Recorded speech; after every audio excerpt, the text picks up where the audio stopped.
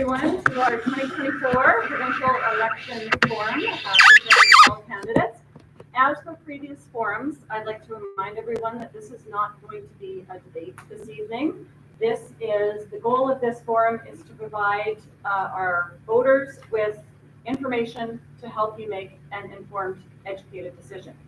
So how we're going to run this format is each candidate is going to be given 3 minutes to introduce themselves and present their platform, the order of which was just selected at random. So Mr. Nagel will call you. We will have a moderated question and answer session after after all candidates are introduced, with each candidate being given the opportunity to answer every single question in rotating format, and they'll each have 2 minutes to answer each question. So I'm now very pleased to introduce our moderator for this evening. This is Mr. Ryan Nagel. Ryan was born into an agriculture family in Southwest Saskatchewan and relocated to the big city of Speedy Creek in 2015. Mr. Nagel is a partner with Canuka Thuringer Law Firm here in Swift Current, carrying on practice of general litigation with a focus on estate and agricultural disputes. Oh, Mr. Nagel. Thank you.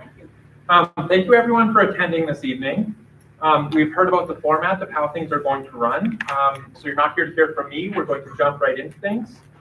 As just discussed, each candidate will have an opening 3-minute remarks, and they were chosen at random. So we will begin tonight with Mr. Kimball. You have 3 minutes.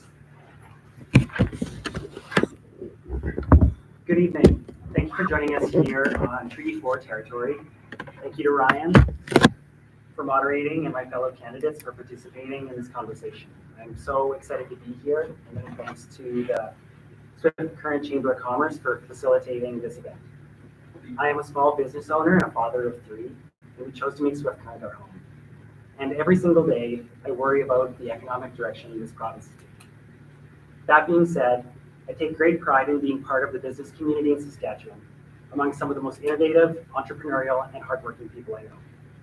Business owners create jobs, enrich the fabric of our towns and cities, and inspire the next generation to take action for their own futures. To offer businesses the best possible opportunity to thrive, we need a strong and growing economy. But under the Sask Party, that's not what we have. After 6 years of Scott Moe and the Sask Party, we have an economy in last place. International immigration to Saskatchewan at present is robust, and I'm not surprised because this is a great place and it's a great province, and people would want to call this place home. I am also a little concerned about the interprovincial immigration. It's at a net loss right now, and I ask, why are thousands of Saskatchewan residents moving away to Alberta, Ontario, and BC? We're not seeing growth, we're not seeing job creation, and we're not even seeing people get by. Every day, I hear from people struggling to get ahead, or even just struggling to put food on the table. Small businesses in Swift Current and across the province have identified that doing business is harder than ever, and the reports about small businesses being at risk and their closures do not lie. We've lost over 40,000 jobs in rural Saskatchewan. We've lost almost 1,000 businesses outside of the 2 major cities since Scott Moe took office. Presently, we have unions that give voice to the people who provide labor, they keep us healthy, who educate our children, and they're left without contracts, without a government province. We have resources, we have innovation, we have incredible people who work hard. But we've also got a Sask Party government that's hiking taxes, losing jobs, and pretending that everything is fine. After 17 years, they're telling us to trust them and that they're going to turn things around. Carla Beck and the Saskatchewan NDP are ready to turn that around. We are ready to grow the economy, grow businesses, grow jobs, grow paychecks, and we're ready to work with our business leaders to do what it takes to get our economy out of last place. We're ready for change. It's time for change. Thank you. Mr. Hidley, you're next. You have 3 minutes. Thanks, Ryan, and thanks to the Chamber for hosting this All Candidates Forum here once again. And thanks to the candidates who have joined me here tonight for the forum. This election will be a clear choice between the Saskatchewan Party's strong record of economic growth and the NDP's record, and also what they are presenting as a platform in this election. The Saskatchewan Party has a plan for growing our economy, creating jobs, building our province, and keeping life affordable. We'll be running on our record of building this province and a record of growth, and we will present a platform that keeps Saskatchewan as the most affordable place in Canada to live, work, and raise a family. The Saskatchewan Party has already taken action to protect our residents from the Trudeau NDP carbon tax by removing the carbon tax on home heating. That has reduced inflation in Saskatchewan to half of the national rate. Since the start of the election, we've announced the steps that a re-elected Saskatchewan Party government will take to make life more affordable for families, for students, for seniors, and for everyone in this province. Our fully costed election platform will be released in a matter of days, province-wide. Now, I've been honored to serve as your MLA since 2018, and also serve as the Minister of Mental Health and Addictions, Seniors and Rural and Remote Health, and currently as the Minister of Health for Saskatchewan. But as the local MLA, I've been fortunate to be involved in a number of key initiatives important to our community, such as securing funding for Dory's House, our youth treatment center here in this city, funding to help build a new Canadian Mental Health Association building right here in Swift Current, funding for the free mental health walk-in clinic at Fresh Start, which is one of several dozens of these walk-in mental health clinics across the province, permanent annual operating funding for the Family Resource Center in Swift Current, which allows them to do great work supporting families and kids in this community, so they're spending more time doing that and less time having to apply for grants so they can keep the lights on. Under the healthcare portfolio, a couple of key initiatives that we're undertaking right now. One is called the Patient's Medical Home Pilot, currently being undertaken at the Associate Family Physicians Clinic, where we provided some funding for additional allied healthcare professionals to work in a team-based setting to help improve patient access here in our city. Another innovative pilot at Shoppers Drug Mart, which involves expanding a scope of practice for pharmacists and allows patients, again, other alternatives to be able to access healthcare outside of their family physicians, yet still in contact and in conjunction with the work supported by family physicians. Finally, another initiative involving diabetic foot ulcers, involving Footworks Advanced Foot Care Clinic here in the city of Swift Current. Again, a pilot showing some amazing results thus far. The Saskatchewan Party is proud of our province, and we believe that there's so much more potential for not just our city, but for the province as a whole, as we continue to be a leader in Canada and across the world. We'd be honored to serve as your MLA once again, and I humbly ask for your support on October 28th. Let's keep our economy strong and our future bright. Thank you. Thank you. And Ms. Moppenbeyer? Oh, I'm going to change the tactic here. I don't have anything that I can brag about, anything that I've done here in Swift Current, because I'm just new to the Buffalo Party and new into politics. So what I want to do is I want to introduce who I am. My name is Constance Moppenbeyer. I currently reside in Guernsey, Saskatchewan on cattle ranch. I've been selected as a candidate to run for the Buffalo Party in the constituency of Swift Current for the 2024 provincial election. I was born in Edmonton, Alberta, lived on a farm in Wildwood, Alberta, before moving to Belmarie, Saskatchewan in 1967. There, my mother was running a restaurant, so we learned how to cook, we learned how to take cash, we learned how to scrub floors, we learned how to wash dishes. There, I learned a lot of things, and I also learned how to handle cash. I left Belmarie in 1971 to attend the comprehensive high school in Swift Current for my grade 11 year. I met and married my husband December 11th, 1971 in Belmarie. Together, we started a construction company called Southern Excavating.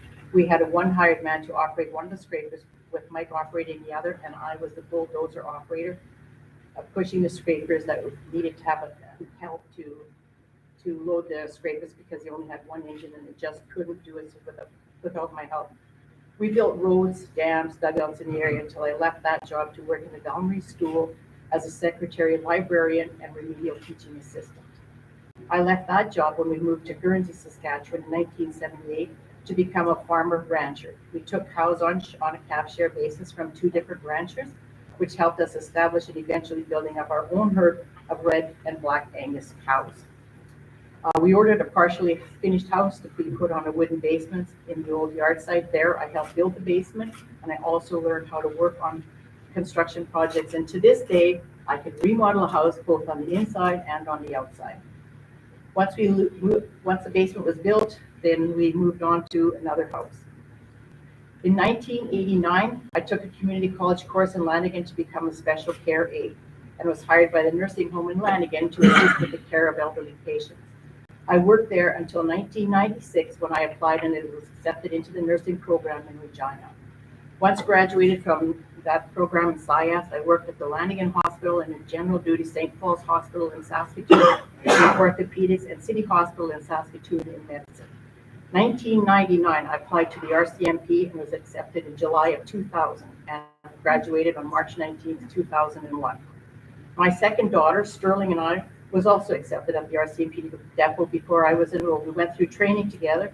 When I graduated from training, she was able to present me with my badge. We were the first mother-daughter team in the history of the RCMP to go through training together.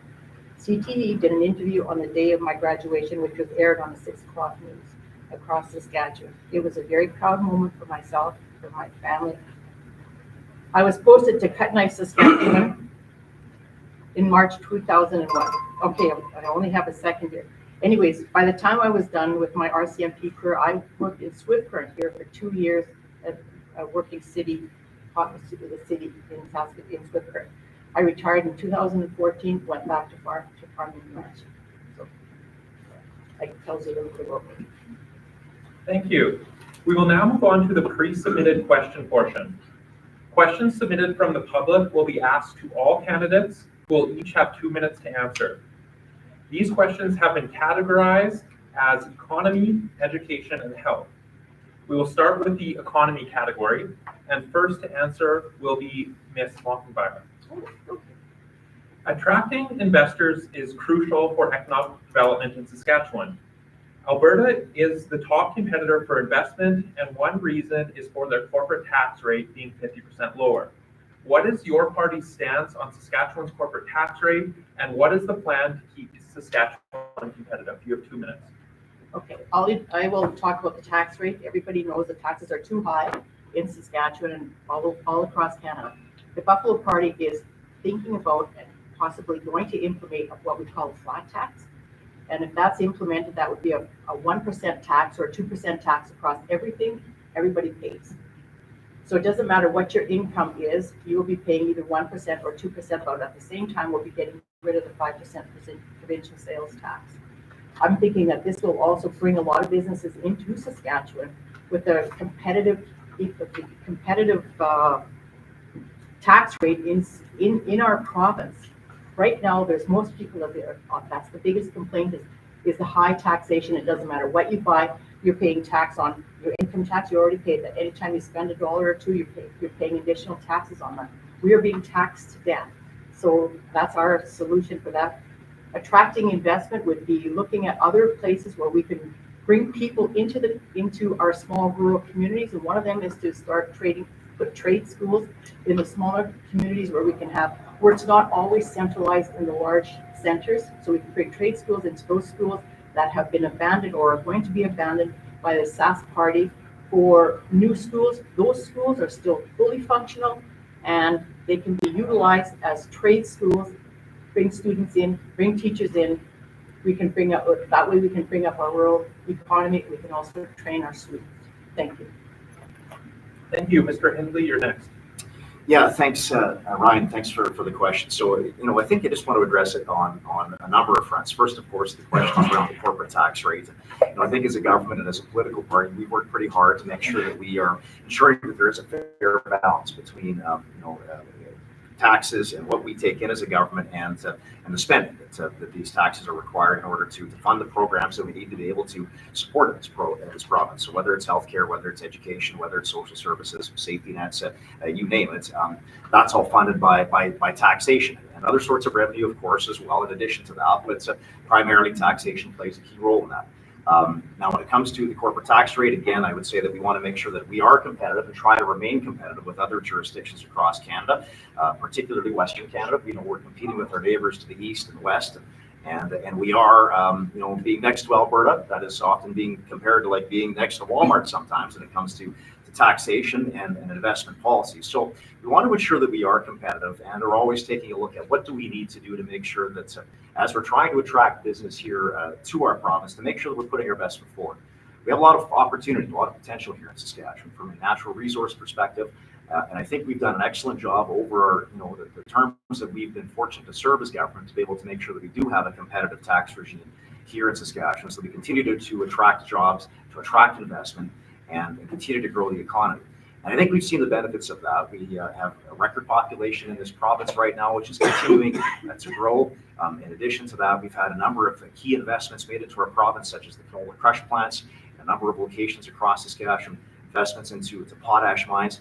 We're pretty excited about what the potential is for investment here in Swift Current around helium in Southwest Saskatchewan, and we want to make sure that we're doing everything we can to capture those opportunities. Thank you, Mr. Kimball. You have 2 minutes. Yeah, thank you. I'd like to say that we have no intentions of increasing the small business tax rate. It will be frozen, so we're not going to increase taxes in that realm at all. And that's going to stimulate small business in general across the province. We have a province that's abundant in resources, and I think people and corporations from across Canada and the world will want to invest in Saskatchewan just based off of it's a great place to live, it's a great place to work, and there's more than enough opportunity. What we have seen is a series of tax increases over the last 6 years, record tax, and I think that that's maybe a deterrent to some people, and it definitely is making it harder to live here in Saskatchewan. When we're talking about capital investments, in 2023, compared to the 2014 levels, we're only seeing 55% of the investment adjusted for inflation and population. So we're not actually doing as good as is what's recorded by the Sask Party. So there's a lot of room to grow, and I think there's room for not just Alberta, but for other provinces to look at bringing the economy, jobs here, bringing the economy strong, making our economy stronger. And really our families deserve to be out of last place in economic growth, second last place in full-time jobs in the province or in Canada, and we want to help get our economy back on its feet. Thank you. We'll move to the next question, and we will begin with Mr. Hindley's answer. Southwest Saskatchewan and this constituency is uniquely positioned to capitalize on helium. What specific steps is your party planning to facilitate investment and growth in this industry? Yeah, thanks, Ryan, for the question, and very timely. I mentioned it a little bit in my previous answer. We're talking about economic investment. As a matter of fact, this is something that I've spoken to the mayor of Swift Current and the administration about, fairly recently as well. There's a lot of potential here. A couple of years ago, actually, it was a little bit more than that. Prior to me serving as Minister of Mental Health and Addictions, I was Legislative Secretary for Trade and Export Development, and had an opportunity to tour around Southwest Saskatchewan, some of the companies to see firsthand the potential for helium in this part of the province. I really think that we are on the cusp of something here in terms of what the potential is to capitalize on that.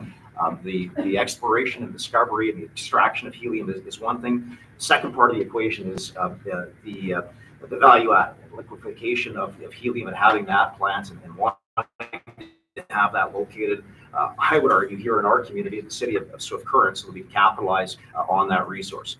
As a government, this is a bit of a new area for us, but I know that with other sectors in Saskatchewan, we've worked pretty closely, for example, with the oil and gas sector and also with the mining sector, as well as forestry in northern Saskatchewan, try to make sure that we come up with incentive programs and initiatives that really serve as an opportunity to try to bring that business here and locate it here permanently. So that is happening in our province, and it is competitive. But when we have the resource located here, I think that really does give us the upper hand when it comes to being able to capitalize on the value-added potential of that particular resource. So I think, based on what I've heard and what I've been made aware of with respect to helium, there's a lot of potential for growth. We would want to take any option, look at every opportunity we can to make sure that we are providing incentives and creating incentives that can secure that resource and that industry and have it located right here in Swift Current. Thank you. Mr. Kimball, we'll hear from you next. Again, the question was, what is your party doing to capitalize on helium in the Southwest Saskatchewan? Swift Current is a place where we could definitely use some more jobs. We have a stale economy in some ways, and we also have a population that's growing quite slowly. And exploring into resources like helium are not off the table for the NDP at all. In terms of investments in helium, Minister Cockrell of Education, he's would be very good to ask about that question. He's under investigation right now for buying stocks in a helium company here. And so I don't know if the Sask Party is really able to handle the investments in the ways that we want them to, and to attract business in an ethical and sustainable way. So I think the NDP would create a lot of transparency and a lot of scrutiny around processes and different types of mineral extraction around here to make sure that it was sound and cost effective, and we would of course have a duty to consult to make sure that it was the right thing for Swift. Thank you. Mrs. Walkenmeyer? Okay, helium production, I know that it's something that's just sort of, it came on in unexpected ways here in southern Saskatchewan. I'm from the north, have not had a lot to do with helium, but I understand the prospects of it being available here in Saskatchewan. But I know it's a huge potential in the province. I also invite participating Saskatchewan people and residents first to have the opportunity to develop and process their own Saskatchewan resources without having people from Alberta, people from Quebec, people from Ontario coming in. I want to see people from Saskatchewan having those jobs and having the opportunity to expand in the helium production in the province of Saskatchewan. This is something that's very important to the Buffalo Party. We want to have Saskatchewan people working in Saskatchewan first before any other province will be allowed to put their hand out and ask if they can come here. Saskatchewan is for Saskatchewan people first. Thank you. That's all I can say. I'm not prepared for this one. Thank you. We'll move on. Beginning here will be Mr. Kimball. Corporations are feeling pressure from shareholders and the public to demonstrate a commitment to low emission electricity. Our constituency has relied on non-renewable resources. How does your party plan to introduce and support new forms of renewable energy in a market dominated by non-renewable resources? Well, Saskatchewan is a sunny and windy place, and so there is an abundance of that. And we are poised for a non-fossil fuel, non-renewable, or renewable energy. We're poised for renewable energy. I think that's really exciting. I also can observe that the non-renewables is a very important part of our economy, and the shifting from one to the next will have to be done in the most ethical way so we can preserve jobs. Make sure the people in Saskatchewan have the best chance to work here, stay here, and just have a great life working in the cities that they want to work in. Thank you. Mr. Henley? Yeah, thanks. So when it comes to electrogeneration in this province, I'd say a couple of things. One, we have taken some steps as a government over the past number of years to make sure that we're incorporating renewable energy sources such as wind power. We've seen that around this neck of the woods here in southwest Saskatchewan, but also solar power as well. And that has a role to play. But I would say this, that it can't provide and serve as base load power. It just simply can't. And there are days when the wind doesn't blow, and days when the sun doesn't shine. And we saw what happened in Alberta this past winter when they had rolling brownouts because of a shortage of electricity.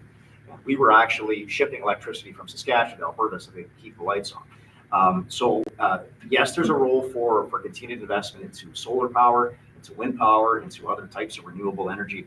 But I think what's important to remember is, particularly for this part of the province, the contributions that some of our more traditional forms of energy play.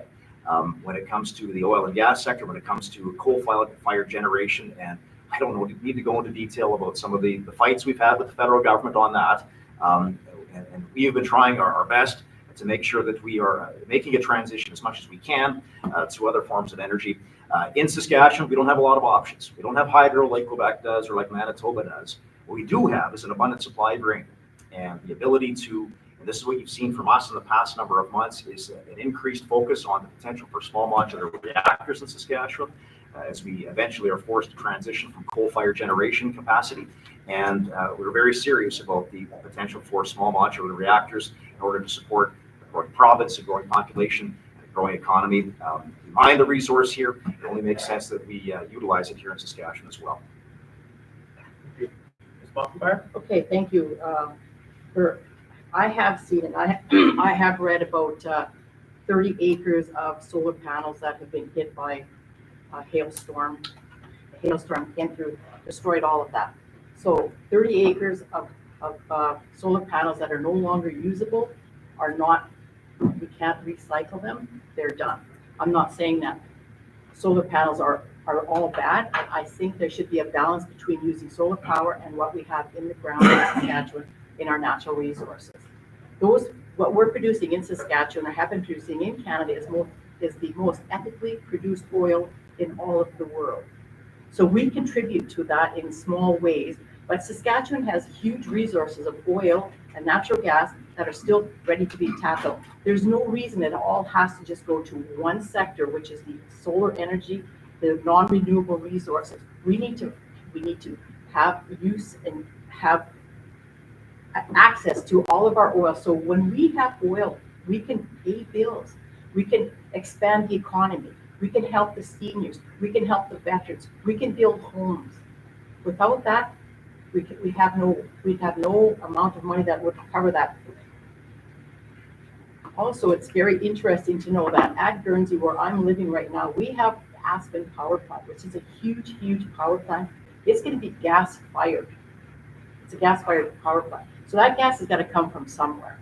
It's got to be produced in the ground. So with this plant running, it's going to provide electricity to the world's largest potash mine in Saskatchewan, and that's at Jansen, Saskatchewan. Thank you. Food for thought. Thank you. Ms. Mockenbauer, I'm going to turn it back over to you. Okay. What is your party's specific initiatives or programs to attract investment to our constituency? Okay, I think what we're going to start with our economy. Our party would take every reasonable means necessary to negotiate a better deal for Saskatchewan. So when we start to negotiate a better deal for Saskatchewan, that means there will be better tax rates, better incentives for people to come to Saskatchewan and start to invest in our province. We've got a wealth of uranium, gas, oil, farming. We've got cattle. We've got huge resources in this province that need to be utilized. And if we can start with supplying the Saskatchewan people with jobs, good paying jobs, get the education out into the smaller communities so that we can get trade schools going and educate our young people, and we can keep them in the province of Saskatchewan. So we can enhance what we already have here that's not being utilized at this time. Thank you, Mr. Hindley. And again, the question was, what specific initiatives are you, or programs to attract investment? Yeah, thanks, Ryan. And I kind of approach this from a couple of different angles. One, as I talked about earlier, the government of Saskatchewan and the Saskatchewan Party government has worked pretty diligently to make sure that we're doing everything we can to help recruit new businesses and build on existing businesses here in Saskatchewan to create more investment here, capitalize on the natural resources that we do have across this province. And it varies from right across, from corner to corner to corner to corner in Saskatchewan. Here in this part of the world, I've been fortunate as the MLA for this constituency for the past 6 years to be able to work very closely and do so with locally elected municipal leaders, mayor and city council here in Swift Current, surrounding rural municipalities as well. Some of these resources, of course, are located in those locations, and there needs to be partnership there between our city and surrounding municipalities. I think there's an opportunity to work very closely, as I've done in the past, with our mayor and city administration and locally elected council to see what we can do in addition to what we have for province-wide incentives that would apply equally to an industry, regardless of whether they're located in Swift Current or perhaps in other parts of the province. We need to make sure that we balance that out. But what are the opportunities that we could perhaps pursue in terms of local incentives? So, and on the conversations I've had previously with the mayor and council and others that are locally elected here, we've talked about what could we perhaps build upon in terms of existing initial provincial incentives, and we're always open to that discussion, open to what our other ideas might be possible there, looking at what other jurisdictions might be doing as well. So we'll continue to do that and make sure that we can try to find whatever incentive might be possible to help expand those businesses and investment attraction right here in our community. Thank you, Mr. Kimball.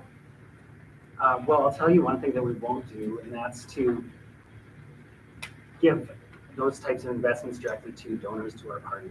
So that will be a first priority for us, to make sure that we were attracting investments from a wide range of manufacturing and industry.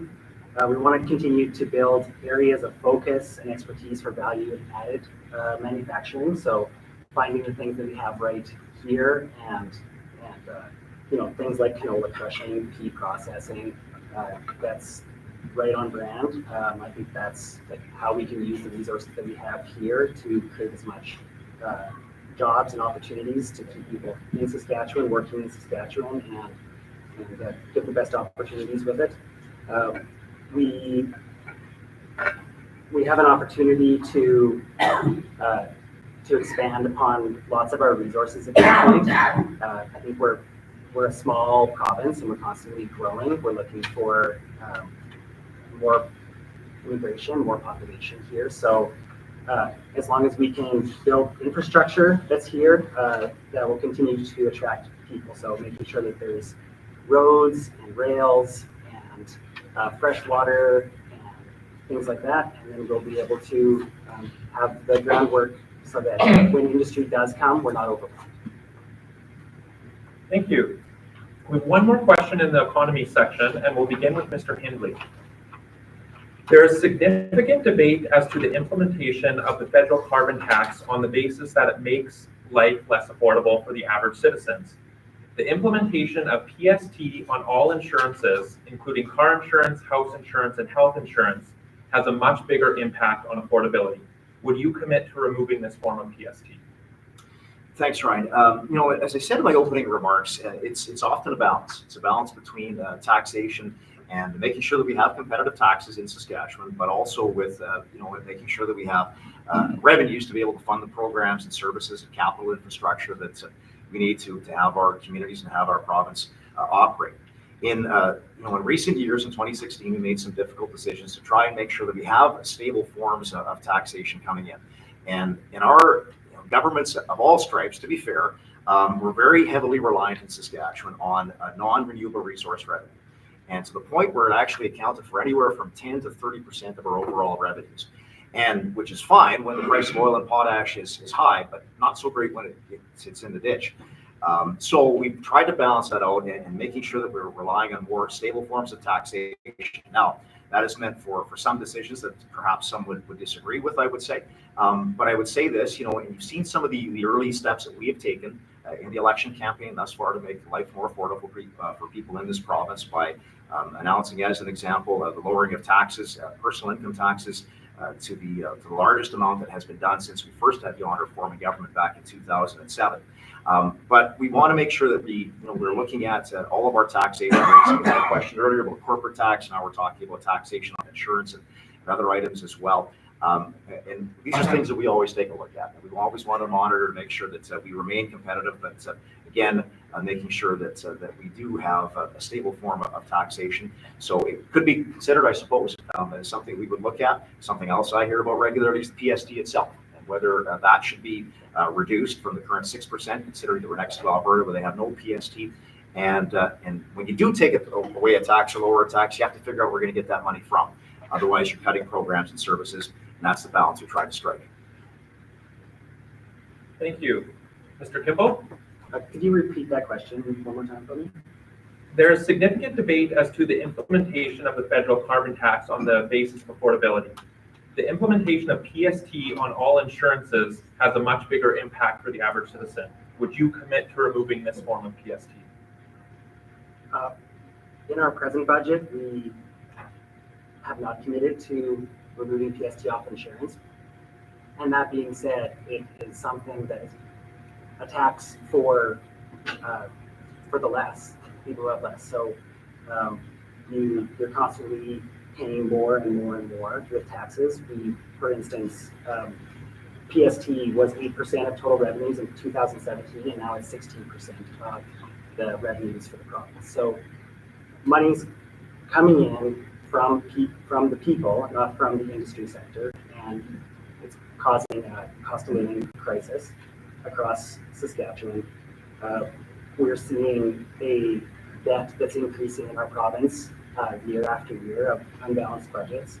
It was 17 billion when Scott Moe became premier. It's now sitting at 31 billion, and we're going to be financing that debt. And we're committed to removing taxes off of children's clothes and groceries, and amending the gas tax right away as soon as we take office. And the plan for that is to create some more affordability immediately, and not on income tax that won't actually kick in for a year. So making life a little bit more affordable for people immediately, and that's our goal. Thank you. Mrs. Mockenbauer? Okay, the carbon tax that's been implemented in Saskatchewan and all across Canada, we know that definitely has caused or has forced an increase in everything that we do. We buy our gas, we buy our food, we buy our houses, we buy our clothes. It's all because our costs have gone up because of the carbon tax. It doesn't take a rocket scientist to figure out that if goods are being moved by truck, those truckers have to pay carbon tax on fuel, which ultimately comes out of your pocket. You're paying more because the truckers who are delivering the goods to your stores are paying more. The carbon tax in Saskatchewan or in Canada is something that for myself, is a no-win situation.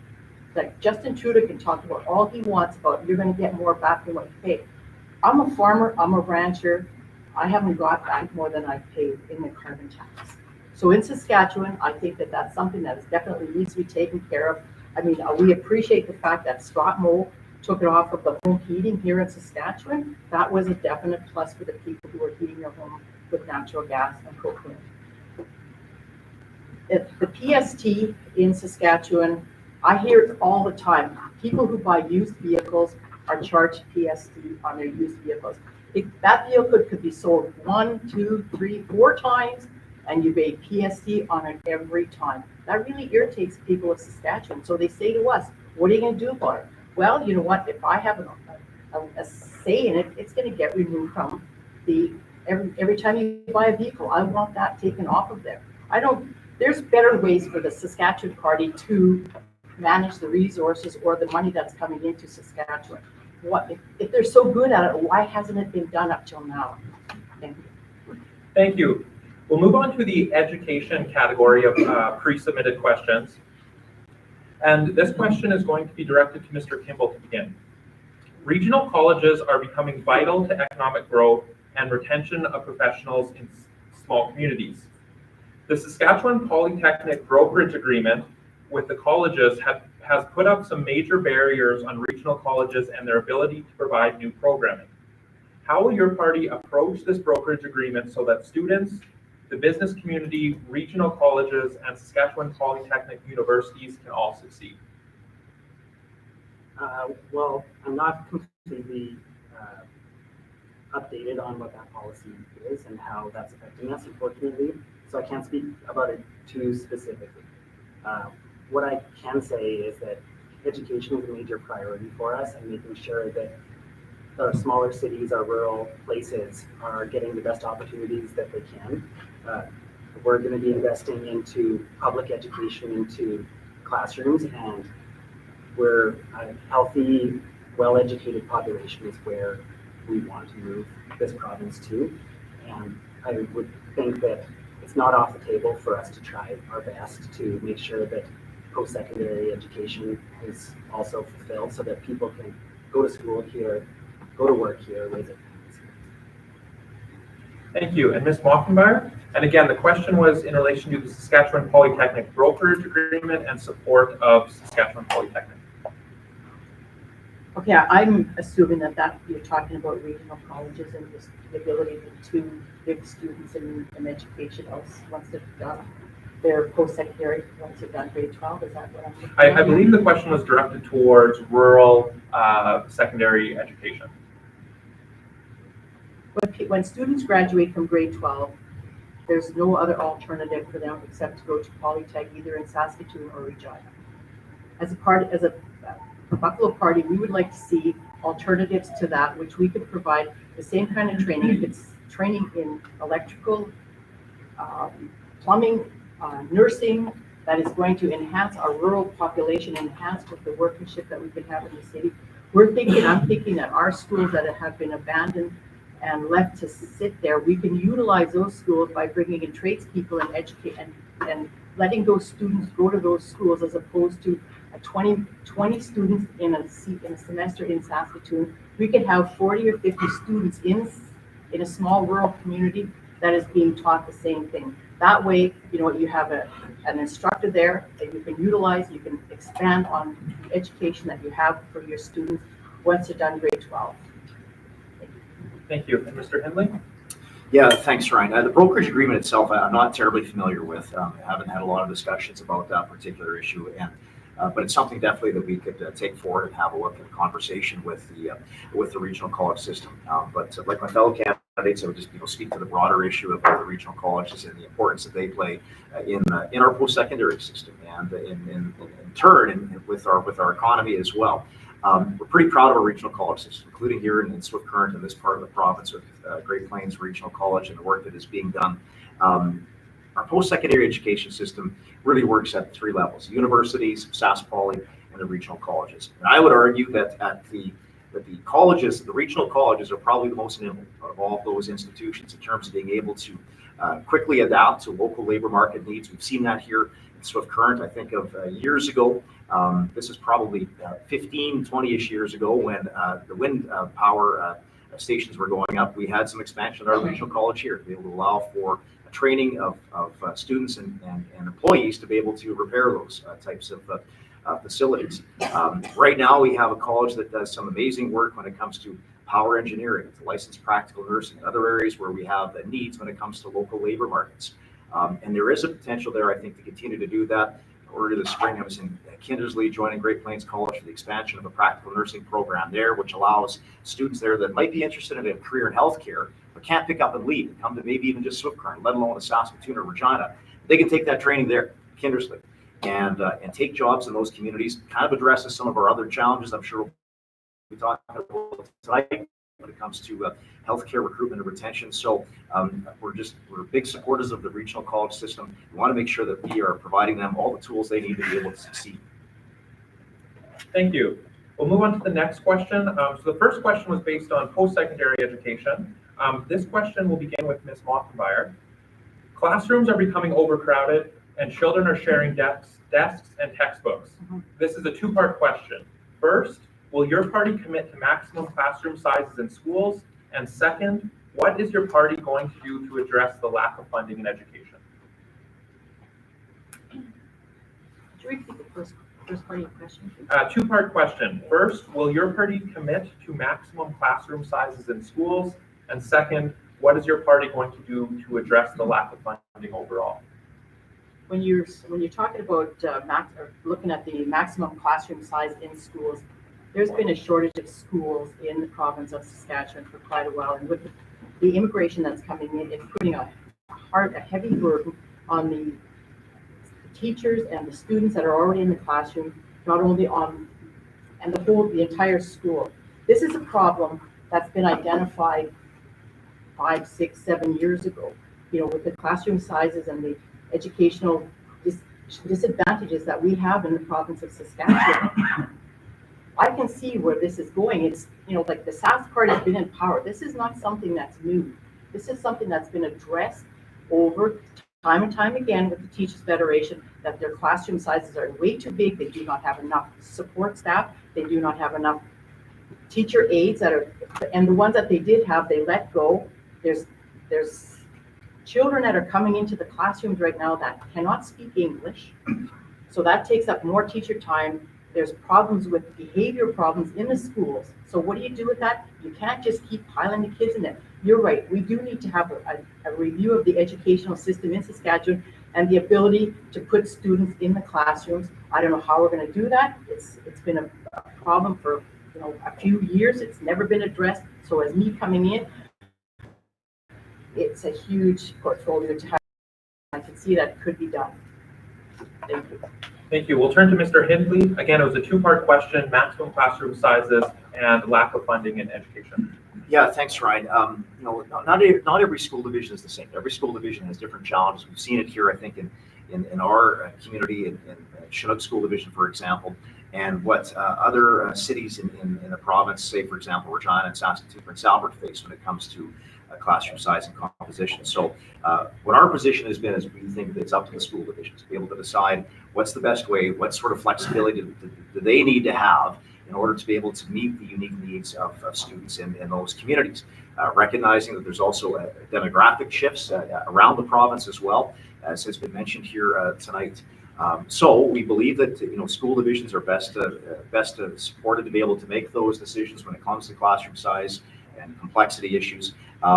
Some of the steps we have taken, and there's been a lot of debate about education this year, and I think it's important to point out that we have, as a government, have made some record investments into education, both on the capital side, but also on the operating side, and for the teachers and support staff and everybody that helps makes the system run. Because without the staff, you can build all the schools you want, but you need to have the staff to operate. We've annualized a couple of innovative pilot projects to help address class size and composition issues, and if they prove to be successful, which I believe they will be, because we're working with local education leaders to be able to help develop those and come up with solutions that are locally driven. But I think if they prove to be successful, which they likely will be, we'll be able to take a look at maybe being able to annualize, expand that across the province to make sure that we give every school division and every school that's faced with the classroom size and complexity issues the ability to manage it on their own and be supported with provincial funding that can help annualize those initiatives and make an impact on what's happening within our classrooms. Thank you. And Mr. Kimball? I'm a parent, and this is real. This is, if you don't have a kid in the classrooms right now and you're not a teacher, you may not understand how important this is right now, and this is a critical issue. I don't trust the Sask Party to negotiate in good faith around classroom complexity. They had an opportunity to do it, and they didn't do it. Our teachers are without a contract right now. They're waiting until after the election to do that negotiation, and they could have addressed some of those maximum class sizes. Basically, that's one of the pieces of the classroom complexity that could have been dealt with in negotiation, and they just wouldn't talk about it. So they're willing to negotiate certain parts of the contract, and then they just won't do other parts. And I don't know where we're going to go if the Sask Party does have the opportunity to negotiate that contract. I know for us, I can agree with Everett here that school divisions are well equipped to make these decisions, but without the money flowing into their pockets and being able to actually do something about it, it's very unrealistic that they'll be able to solve those problems. I know for a fact that we have committed a $2 billion generational investment into education over the next 4 years. So starting with $200 million in the first year, $400 million, and $600 million, and $800 million in the fourth year. And we're going to be continuing to fund, build, grow schools. We're not going to cancel any program or any schools that have already had shovels in the ground. We want to continue to build, and we want to make sure that teachers, when they show up for school in August to do their planning, it's not about how are we going to pay for this? Who are we going to cut? And they're going to be able to say, how are we going to spend this money? 15,000 students have been added to Saskatchewan under Scott Moe, and one teacher position has been added. So if you want to talk about crowding, complexity, this is where you want to vote. You want to solve it. Okay, thank you.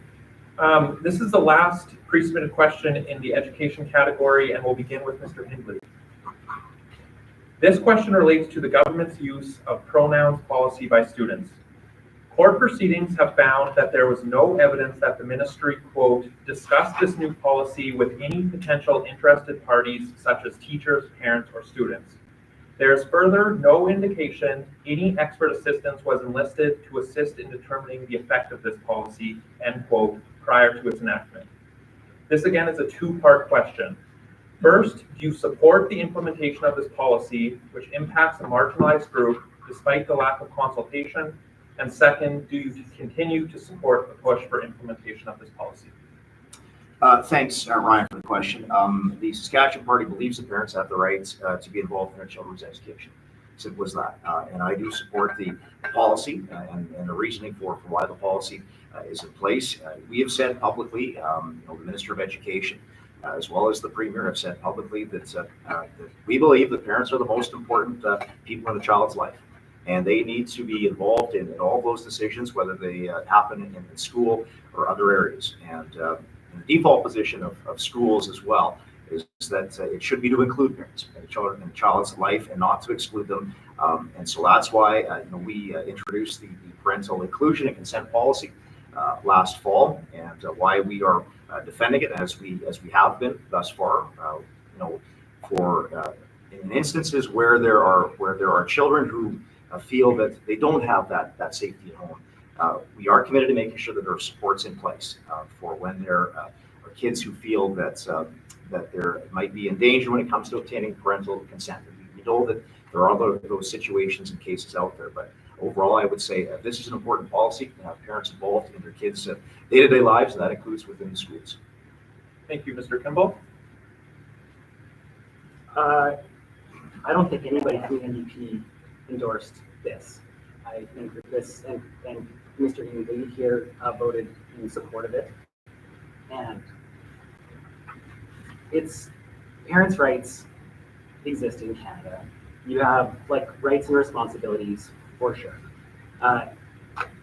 This bill was to draw divisions, to pander to certain voters, and if anything, it has created more division and more risk for students that are transitioning than ever before. We need to be inclusive. We need to acknowledge that there's a diversity of people that are in our education system. And bottom line, if parents don't know what's going on in their children's lives, they are at risk. So these solves of helping them isn't really happening. And it's not happening because there's just been cut after cut after cut to the education system. Like the comp, for example, used to have 4 full-time social worker, I don't know the exact term, but people to help in the school that were not teachers. And now there's 1 part-time position that's there because that's all they can afford. So I don't know how they're getting the resources they need. And equality rights is extremely important. We cannot draw divisions between people, and parents do deserve to be parts of their children's education, but children sometimes feel safe at home. And I wonder, how far does that go? How far does the parent involvement go? Does that mean that if the coach is calling a kid a nickname, do we have to report that to the parents? Where does it, how blurred is it? Thank you. Ms. Maltenbauer? My thought on this is the parents' involvement is critical in the development of their children. Schools also play an important role as well. However, I don't feel that the schools have the right to implement things or help students become pronoun proficient. For myself, I don't quite understand, the need to be called they and them. In my generation, we had 2 sexes, male and a female, a he and a she. We survived all of this time with that, up until I'm older, so I understand that. I was always called a she. I wasn't a they or a them.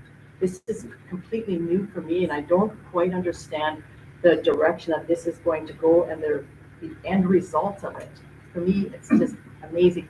But I still stand strong that parents should be involved with their students, with their children on huge decisions such as this, because I don't think that a child age 5, 6, 7, 12 has the ability to make those kinds of choices. They need the support of their parents.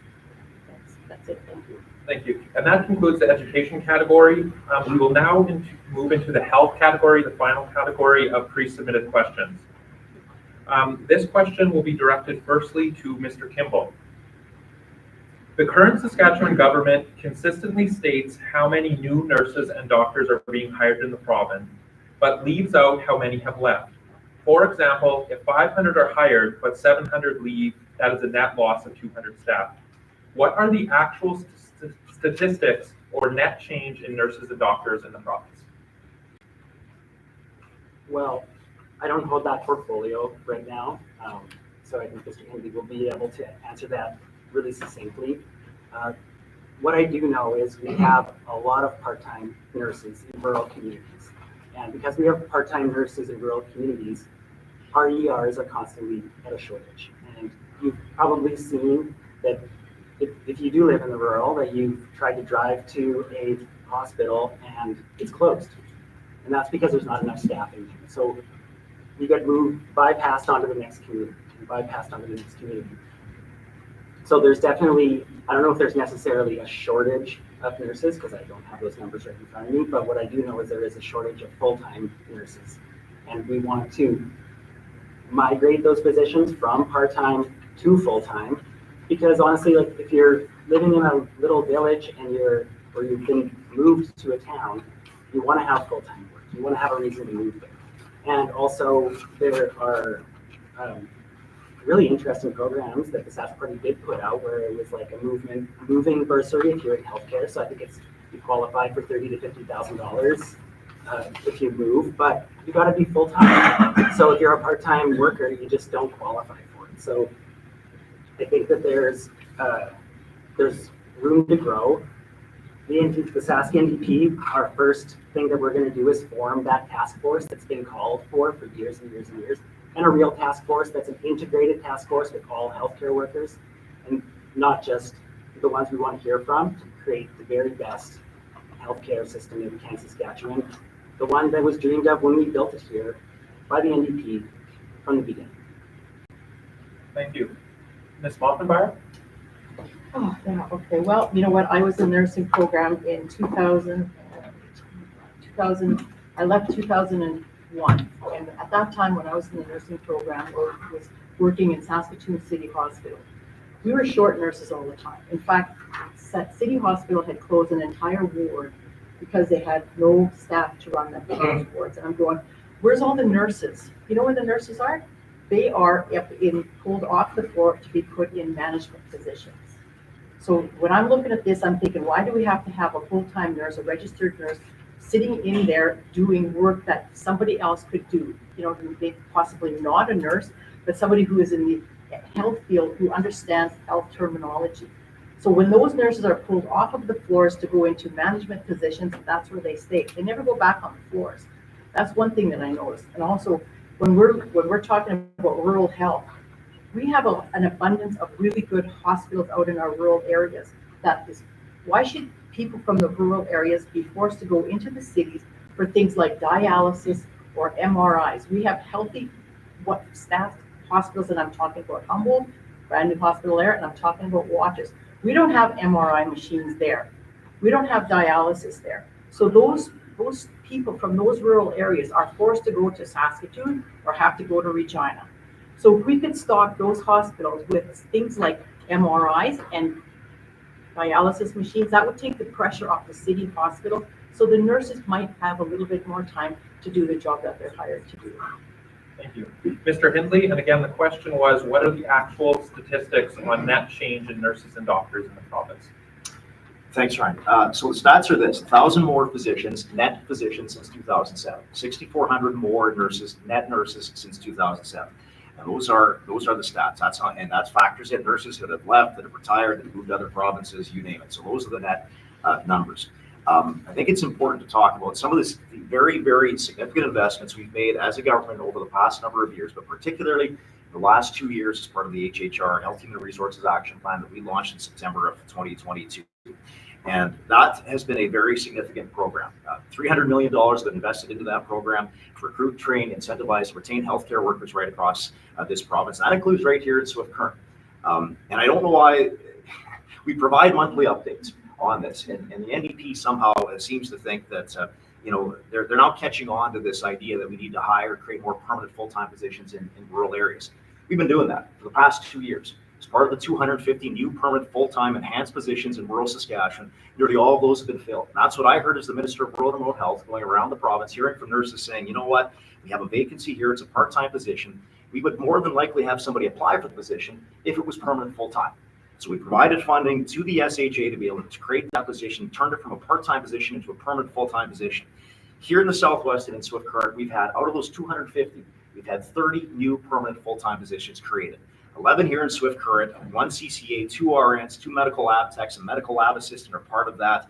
In Shaunavon, East End, Leader, Herbert as well. They've also benefited Maple Creek, but a total of 30 out of the 250 new permanent full-time positions are right here in Swift Current and in Southwest Saskatchewan. That's been phase one of the HHR action plan. We did a 2-year update back in September, and we've said that we're working now on phase 2. What is the next step for this? What is the next step that we take to be able to continue to build healthcare right across this province? Thank you. Moving on through the health category, we'll begin with Ms. Mockenbauer. Communities rely on timely healthcare services to entice new residents, fill job positions, and boost the economy. This system is currently strained. This is another 2-part question.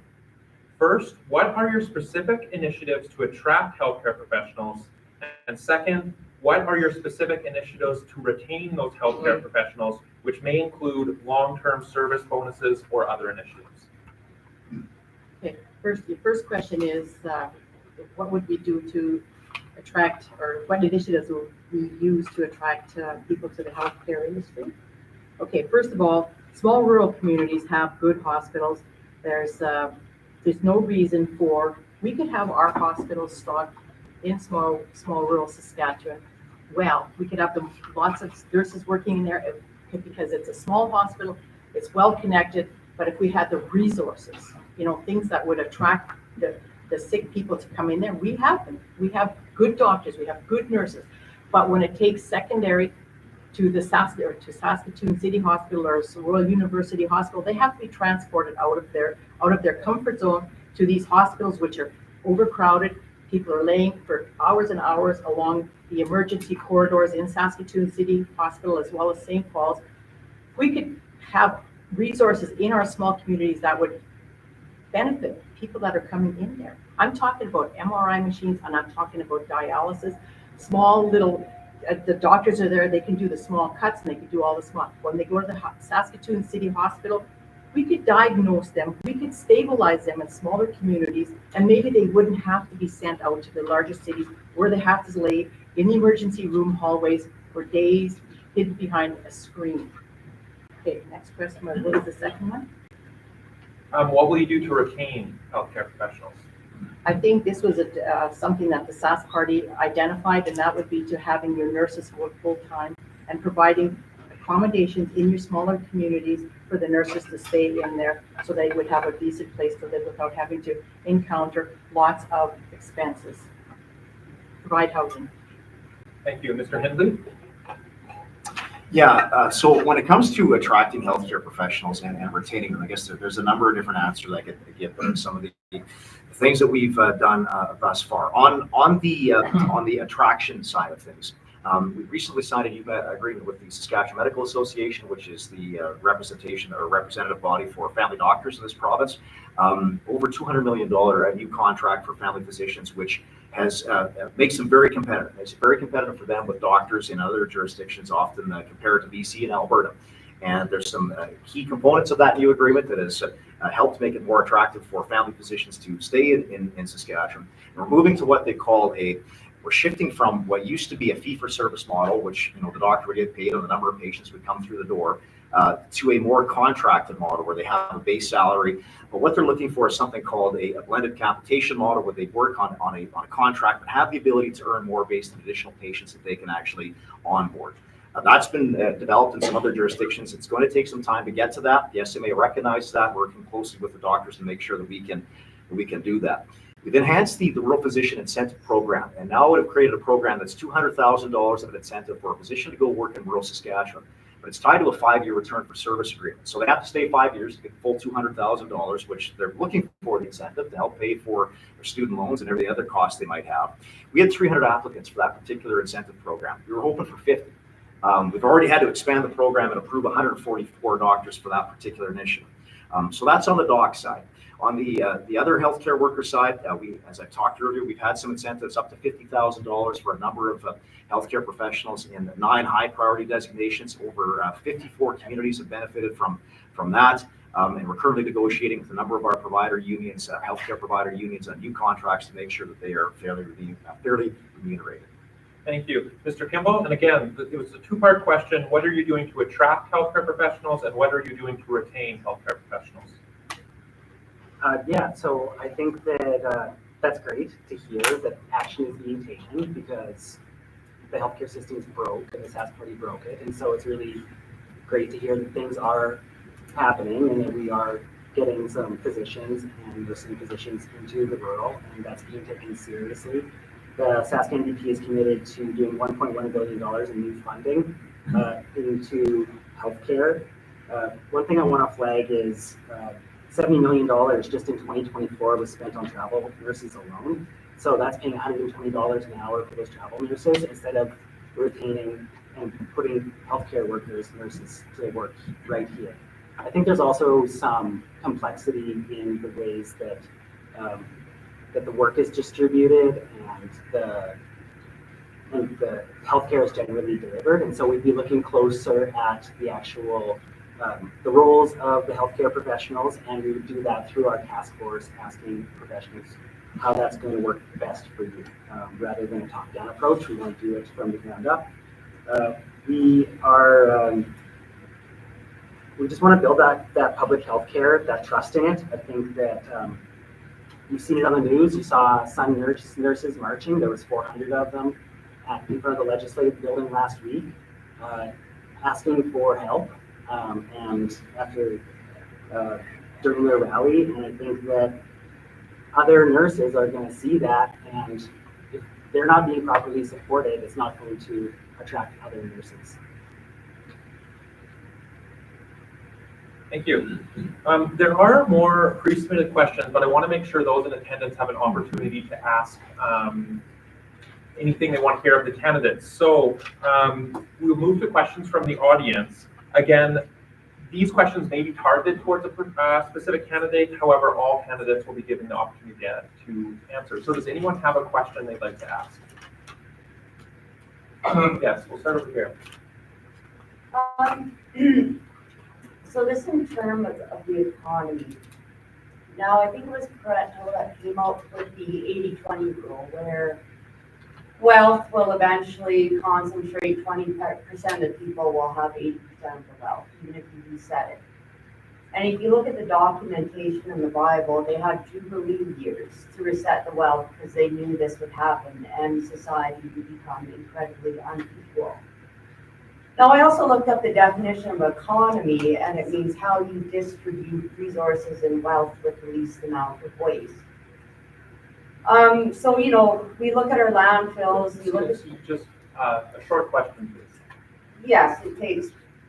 So anyways, a lot of your solutions for driving the economy seem very top-down. That really creates this wealth inequality. And so I'm just wondering what definition of economy you guys are going off of, and if you are bragging about upholding this incredible injustice. Thank you. And we'll begin with Mr. Henley. Thanks, Ryan. Thanks, Maria, for the question. I guess, you know, what I would say is as I talked about in some of my earlier comments, what's important, I think, is that we do capitalize on the economy that we have, on the resources we have here in Saskatchewan and here in Swift-Current and surrounding area. We do have we're fortunate where we have an abundance of natural resources, and whether it's in the ground or above the ground. We have an amazing agriculture sector, farm and ranch sector here in Southwest Saskatchewan. Oil and gas, we're not talking about helium in northern Saskatchewan. We have a forestry sector. We've got potash deposits all over this province, uranium up north as well. And we are well poised as a province to be able to not only secure our own future, I think, as a province, but even take our place in Canada, even more than we already have as a leader in this nation, but also around the globe. And we need to be able to capitalize on that because we do have a growing population. We've got a growing province. We need a growing tax base to be able to support the programs and services that are important to all of us, and to make sure that we build a province that we're proud to live in. And as I said off the top, we want to make sure that we do have the most affordable place to live in all of Canada, but that we do have, you know, a properly funded education system, healthcare system, capital infrastructure, whether it's roads and highways, you name it, social services, safety net programs, those sorts of things for the less fortunate. The only way to pay for that is to have a strong and growing economy. And that's what we need to do. And I think that's what this election is about. It's which of the parties is best suited to be able to continue that economic growth and that development so that we can support our friends and neighbors, make sure that we have employment, that we have jobs in our communities, and that we continue to grow and prosper. Thank you. And I'll turn it over to Mr. Kimball. And the question again was, what would your party do to address growing wealth inequality? Well, right now, Saskatchewan, and over the last 6 years, has the second worst full-time jobs record in Canada.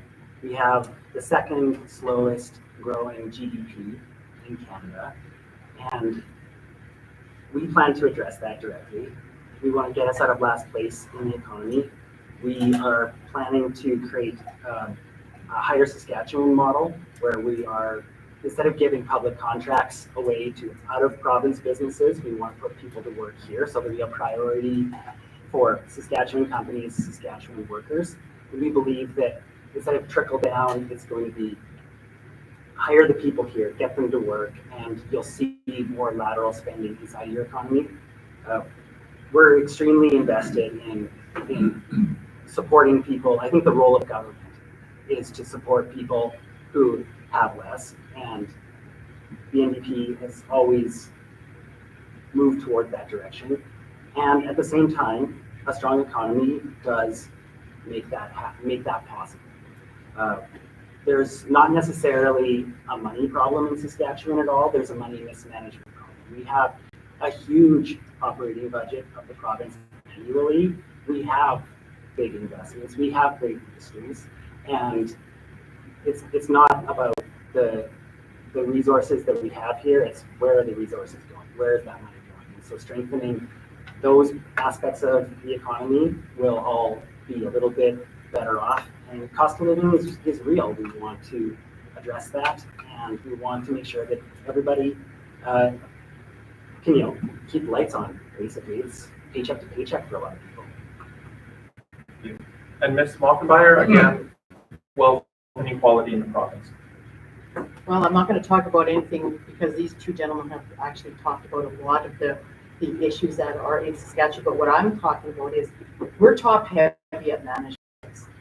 We've got a lot of people that are sitting up there, with $200,000-$300,000 jobs, just managing the economy. That's got to stop. We can't afford to have all of these people sitting up there doing 35% of their work because there's 6 people doing the same position. That's got to stop. We need to have better management in Saskatchewan so that we can manage our resources and our dollars without having to be top heavy with management. That is a huge problem. It doesn't matter if you're in nursing, if you're in road construction, or if you're in the oil field, it's all top heavy. And the Saskatchewan Health Association is top heavy, and that needs to be looked at and reinvested in the dollars spread around where they should be going, not sitting up there in some bureaucrat's office. So that's what I have to say. There's not too much more that these gentlemen covered it up. But for me, I realize that there's just too much dollars being spent at the top. If those dollars need to come down to the bottom of the people at the workers level, provide them with better opportunities. Okay, thank you. I think I saw a question over here. This question will be first answered by Mr. Kimball. Okay. So I have a question. I'm just going to give quick background, trying to be very quick with it. The RN program at Great Plains College has been reopened, to my understanding. That's great. That's awesome. But it's also notable that that program did exist and was closed in, I believe, 2017 or 2018. These rural programs are great because you're going to teach people who can't go to cities, get educated there, and afford to make that movement. And you're also training people who have roots in the community. So I guess, what is your guys' commitment to making these programs long-term, not just in Swift Current, but around the province, and encouraging and programs at rural colleges, because we've seen at the hospital that these grads do tend to stay in the hospital. Thank you, Mr. Kimball. Well, we're going to focus on a grow your own strategy. We're focused on hiring and training local people to work in healthcare in their own communities. We've committed to that. I think a program like that is great. It's excellent to hear that after it was cut, it was put back. Seems like it's crucial and critical to retaining healthcare workers that want to grow up in a community, get educated in the community, and stay in the community. And I think nurse retention is probably a very key aspect to making our healthcare a better place for all of us. We're dealing with doctors and nurses who are leaving the province. We're leaving with longs. We're leaving with surgical wait times. We have a hospital system that has a lot of people who can't access it in the ways that they want to. So any ways that we can work with healthcare professionals and nurses to ensure that they're working here, staying here, is a top priority of the team. Thank you. And we'll move to Ms. Mockenbauer. And again, the question was commitment to RN training in rural centers. Yeah, I've seen the LPN program being utilized both in Waterford, Saskatchewan. They have a community college there, and they do have the LPN program that has been very successful. And I think it's going to be continuing to be offered for those students that choose to come into that. The only problem I have with the rural setting is the number of students that are being able to access these classes. I think that they should increase the amount of students. If you're there teaching, you might as well teach 25 students or 30 students as opposed to 10 or 15. You're there, you're teaching it, you've got the information, or you've got the building. Teach for students so that they can be utilized in the communities. And a lot of times those students are from the community, so they're going to stay in the community. That is a huge benefit to the hospitals and to the nursing homes that are currently running in these smaller communities. So I think that's great, and I hope that we can continue to do that, but maybe more on more smaller communities would be added to the list to have these students trained. Thank you. And Mr. Hindley. Yeah, excellent question. And I think, to your point, there is a greater success rate when you're training people in their local community. If they're from that local community, there's a far greater success rate in having them take jobs and apply for jobs and stay longer term in those communities. So we're glad to see that the registered nursing program is coming back. And thanks to Brad Mahone and his team at Great Plains College working with the University of Saskatchewan. And this is, I think it was just announced in kind of late August, early September. Well, initially probably back in July, maybe even as far back as then, but there was a lot of effort put into this over a period of months to be able to get it to this stage. So very exciting. I talked earlier tonight about the expansion of the practical nursing program in Kindersley and how that's going to help that community. And I really think that, that is one of the keys. We've been partnering a lot through the Ministry of Health with the Ministry of Advanced Education on adding more seats. And sometimes that's in Regina and Saskatoon. But we've actually added in the last number of years 870 more healthcare training seats across 33 different healthcare designations, and creating some programs. Some of these are new programs in Saskatchewan. We're going to be establishing up in Saskatoon an occupational therapy program, a speech language pathology, respiratory therapy, and physician assisted program for the first time ever in our province. We're not buying seats from other provinces. Another great rural example is in Yorkton, where earlier this fall we announced the launch of a sonography program in that community. Partnered with Red River College in Manitoba, but now delivering that program in Yorkton. And I think that's going to benefit not just the city of Yorkton, but frankly, the province of Saskatchewan. So we're going down that road of whenever possible, trying to utilize our existing resources through the universities, Sask Poly, and the regional colleges. If we can deliver those programs in rural communities closer to home and remove that barrier for training for people, I think that's a good thing. Thank you. Did we have a question? I'll go right in the back. And this question will first be directed at Ms. Mockenbauer. Okay, thank you so much. As a nonprofit leader in the disability sector here in Swift, I'm concerned about disability support professional wages. This year, minimum wage will hit $15 an hour, and healthcare and education have been getting injections and projects for recruiting and retention of staff. This puts our disability support professionals across the province falling behind for doing comparable work to educational and continuing care aides. Can each of you speak to the priority of wages for disability support professionals? Could you just expand on that? What exactly are, I understand what you're saying, but what are your wages, if I could just have an idea of, what wage sort of you're in that, what bracket? Yeah, the government has a recommended wage around $21 an hour, but most disability support organizations are not able to pay that wage because we're underfunded for administration as well. So wages average between $17 and $20 an hour, and comparable EAs and continuing carries are making $4 to $7 an hour. Okay, so your question to me is what would I How be would we doing? prioritize? How would I help get better wages for you? Yes. Okay, yeah, okay. Right off the top of my head, I can't answer that question because I'm not 100% certain what is available out there. I can see that you're being underpaid for the amount of work that you're doing and the quality of work that you're doing. It would be something that I would have to look at, or our party would have to look at, to generate enough wages so that you can, A, continue to do your job, and secondly, be interested in staying in that position. There's probably lots of areas where you could expand to rather than what you're in right now, but we want you in that position, but we're also wanting you to be paid a decent wage. So for me, off the top of my head, I can't say what the possibility is that you would be getting a higher wage, but definitely would be looking at something like that to improve, your dollar income. Thank you, Mr. Hindley. Yeah, thanks, Leah. And you and I have had the opportunity to talk about this a number of times, and with the board at Southwest Homes, which you represent as well. And we've talked about just the gap that is there. And it's difficult for us because, as you said, we're negotiating contracts with our healthcare provider unions. But it's hard for you as a community-based organization to be able to keep pace with that based on the dollars you do receive.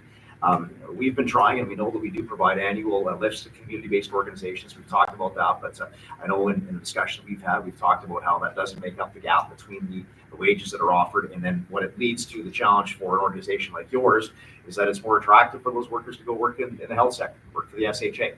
And so that is a challenge. And I've had some preliminary discussions with the Minister of Social Services, Jean Mikowski, about how do we, as we're developing our budgets in between various ministries, how do we make sure that our ministries are working together and not against each other when it comes to, for right now, competing for some pretty scarce resources when it comes to professionals that are trained in this area. So we know that our community-based partners and organizations like Southwest Homes play such a valuable role in our communities.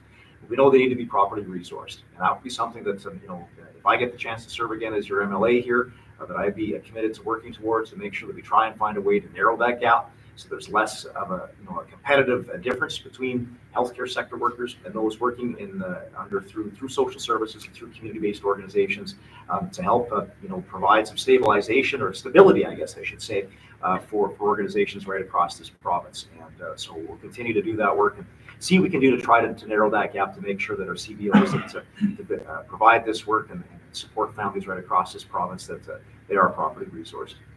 Thank you. And Mr. Kimball? I'm sorry that is the situation. I think you provide a really critical part of healthcare, and we do have the lowest minimum wage. There'll be an increase, and we'll be tied for last place soon. I think setting the bar really low it translates across all parts of our wages and economy for sure. I don't think the SAS party is taking it seriously. I'm sure this problem has been there for 17 years, 25 years. And I think that, they're dragging their feet on actually making serious changes to lift this up. I think there's problems across our entire not-for-profit sector in underfunding. And,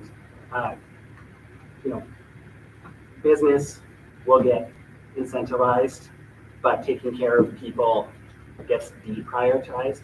And I think that there's the people who are like yourself, who work in places like this, if you can't go to your job and feel respected and feel like you're earning a livable wage to do it, how can we expect that the people who are accessing those services are getting the very best services? So I've worked in the not-for-profit sector, and I know that's really directly correlated. And I also know from my experience in the not-for-profit sector that you probably work there out of passion and out of purpose, and that's not to be taken advantage of.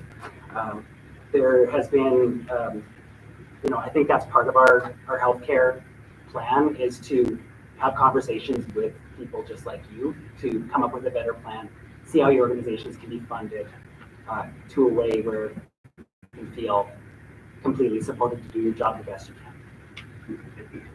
And I think we have time for one more. Did you in the blue have questions? No? Okay, in the back. How many of you are ready for your silver tsunami? You know what that is? And that, we'll begin with Mr. I'm Hindley. not done yet, sir. Just want to add a few things for personal notes here. I have a husband in long-term care here in the current one of the largest facilities. I have contacted you people, the NDP constants are out of it, and Henley. Yeah. I have got documentation this thick, and I have not received any satisfaction from what goes on in the largest facility here. You're talking about nurses, you're talking about everything else. The elderly have been forgotten. If you can't handle things now, how do you plan to handle it when the silver tsunami hits? You are not prepared. You do not know what goes on in long-term care. I do. I worked in it for 15 years, and now I have a spouse there. So that's one thing to think about. You can talk about everything else. The elderly have been forgotten. It's more of a statement than a question. Can I answer that question? Would you like to Ma'am? respond? We'll begin with Mr. Hindley. Yeah, thanks. And I'm not sure if you've been in contact with my MLA office. I'm not Yes. certain. I don't. Yes, my husband's been in there 3 years. Okay. I have documentation from your office. In Okay. fact, I talked to you once, and I was ignored. I think everything is just tossed away when it comes to the elderly. Okay, I would disagree with that, and I don't, sorry, I don't know your name. I don't know your name, Documentation. and we can take a look at it. Now, I would say this, the elderly has not been forgotten, but I would say that in addition to that, though, that we know that there's work to do. We know that there's work to do at healthcare facilities right across the province, including here in this community. We have some fantastic healthcare workers that are serving patients and families in our community and across Southwest Saskatchewan. We know there's challenges. We know that we need to hire more staff in our facilities. We know we need to create more facilities in this province as well. And that includes outside of long-term care, personal care, home support as well. Earlier this election campaign, you heard us commit to additional funding for the personal care home benefits so that more people have the ability to be able to reside in personal care homes as well and have the funding to be able to do that. We do know that there is obviously an aging demographic. That is a segment of the population that's growing here in Saskatchewan, and we need to be prepared for it. And we're trying to take steps as much as we can by adding more long-term care facilities, training more staff, hiring more staff in this province.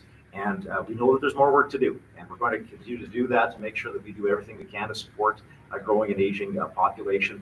We're going to do that in consultation with advocates, with family members, and people that are part of the system. So thanks for your question. Thank you, and we'll move to Mr. Kimball. Yeah, thank you for bringing that to our attention. I think that's a really great question.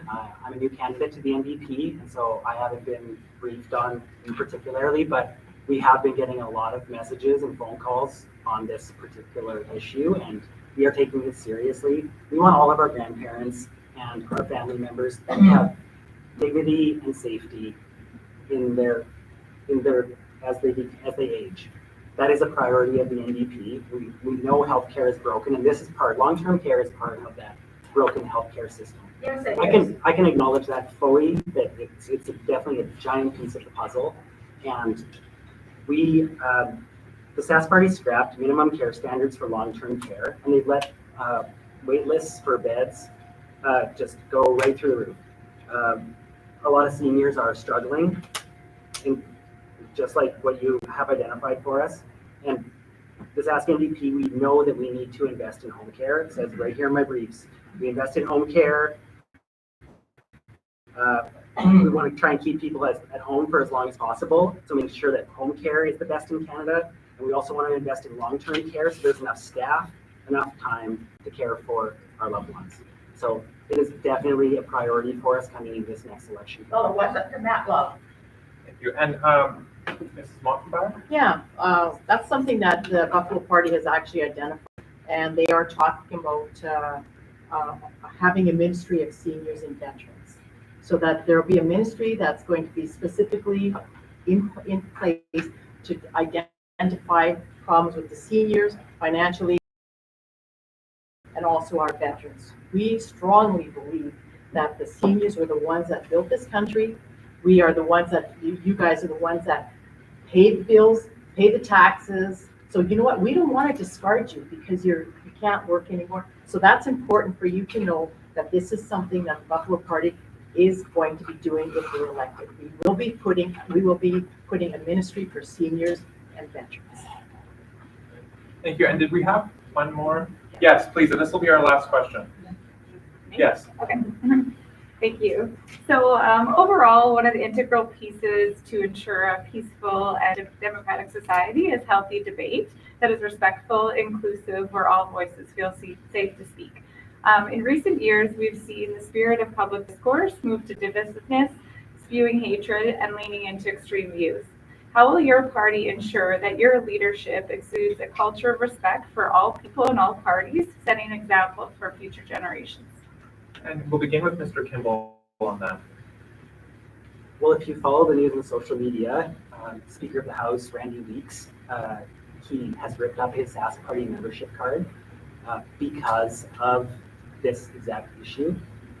He has come to the NDP and said that you're the only ones that were in government that were being ethical, treating each other in dignified ways, and weren't heckling and actually listening to one another. So when you hear it right from the Speaker of the House, tearing up his card, coming to the NDP party, I don't think there's another choice.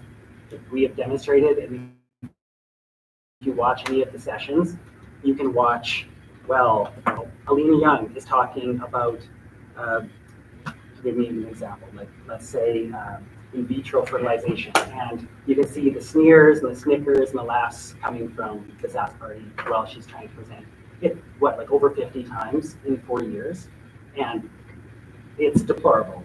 And anybody who knows me knows that I would never participate in that type of behavior.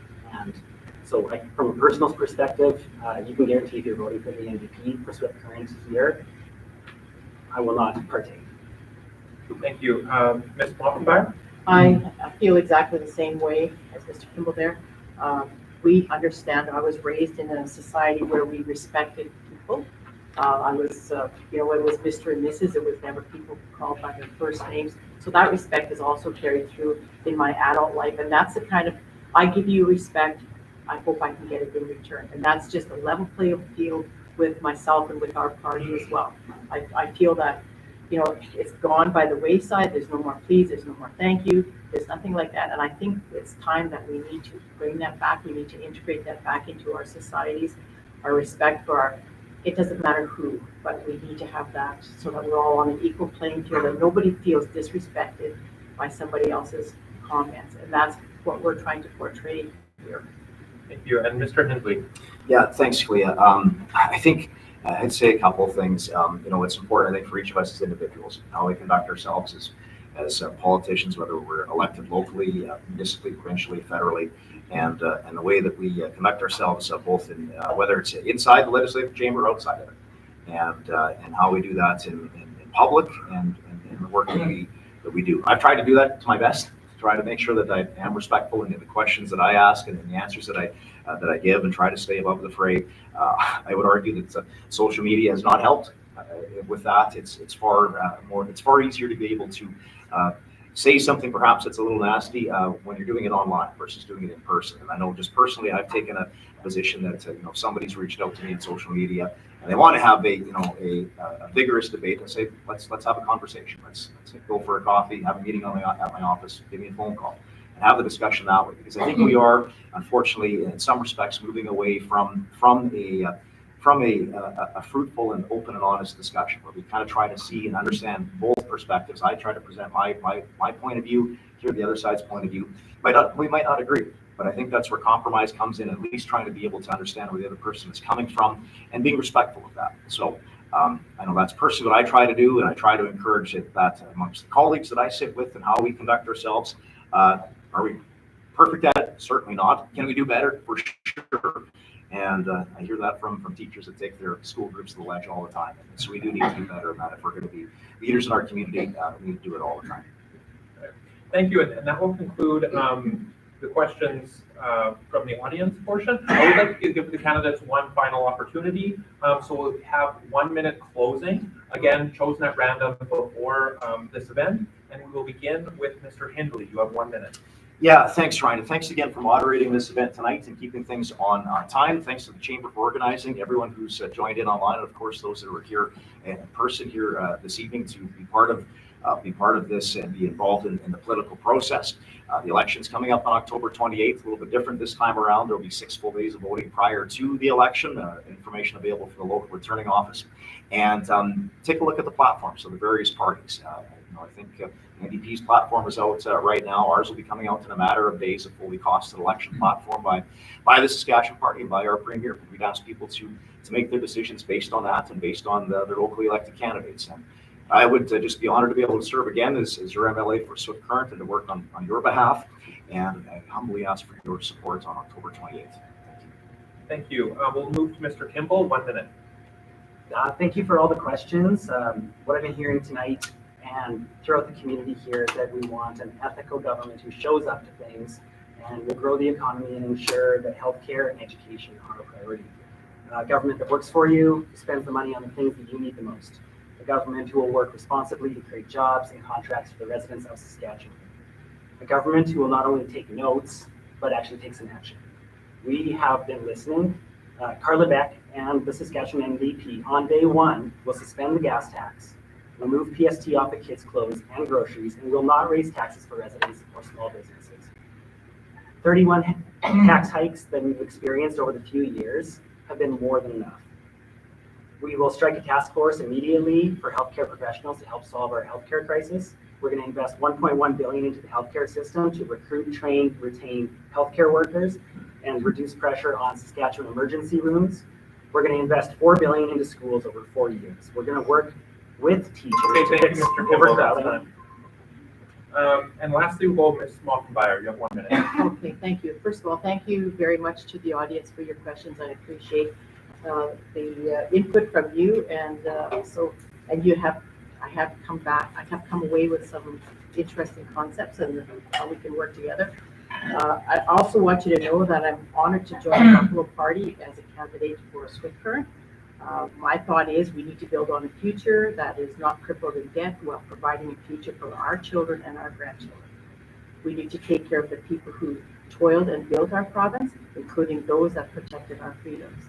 We are a province of hardworking people, generous to a fault, but stoic. We get things done by doing.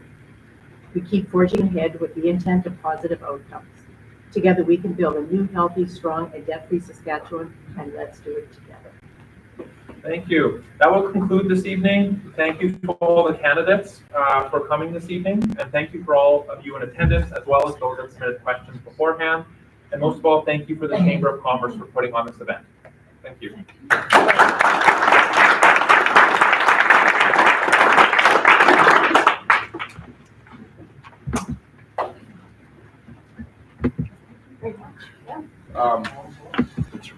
We get answer for everyone.